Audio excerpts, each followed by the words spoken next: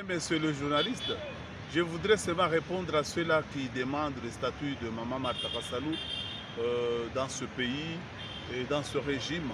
Je veux leur dire tout simplement qu'ils doivent savoir que Maman Martha Kassalou reste un symbole de loyauté, de fidélité dans notre pays. Elle incarne la sagesse et l'expérience de la gestion de ce pays. Elle a tout vécu dans ce pays. Elle a existé avant l'indépendance, après l'indépendance jusqu'à aujourd'hui. Et ce que vous devez savoir, cette grande dame est restée loyale, fidèle et active à côté de son mari. Elle n'est pas à comparer avec n'importe quelle femme, puisqu'elle a fait l'exception et s'est démarquée dans sa façon d'être. Et nous avons vécu, elle a vécu beaucoup de choses dans ce pays. Qu'est-ce qu'elle n'a pas vu dans ce pays? Si j'étais décideur dans ce pays, j'allais demander au gouvernement d'installer une école dénommée Maman Martha Kassalou, ayant pour but de recycler les femmes des hommes politiques. Puisque les femmes des hommes politiques doivent dissocier la personne homme d'État et la personne son mari. Donc, puisqu'elle est Maman Martha Kassalou, un modèle. Elle a montré aux Congolais que voilà, la fidélité et la loyauté existent.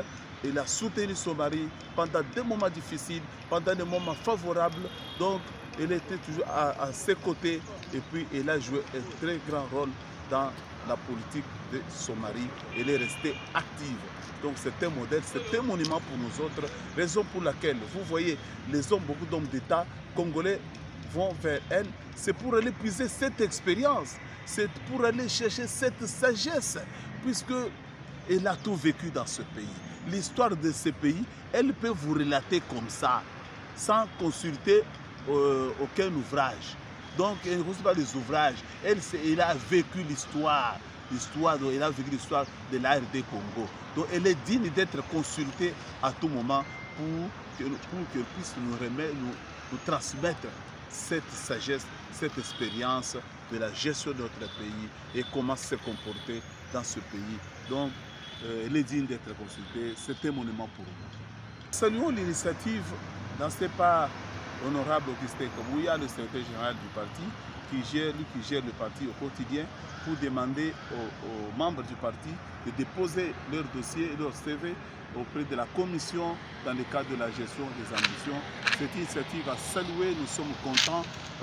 C'est pour vous dire que nous avons toujours dit que Augustin Kabouya, l'honorable Augustin Kabouya, c'était un homme intègre, d'une bonne moralité. Et puis il est chrétien pratiquant. Et il est en train de démocratiser le parti. Donc, gérer ce pays pendant plusieurs années. Donc, je suis content, honorable Augustin Kabouya, monsieur le secrétaire général, nous vous disons un grand merci et nous vous demandons seulement d'avoir un œil regardant sur ce qui se passe à la commission pour que la clarté soit mise à la disposition de tout le monde. Donc, c'est impeccable. Merci, honorable. C'est moi qui vous remercie, monsieur.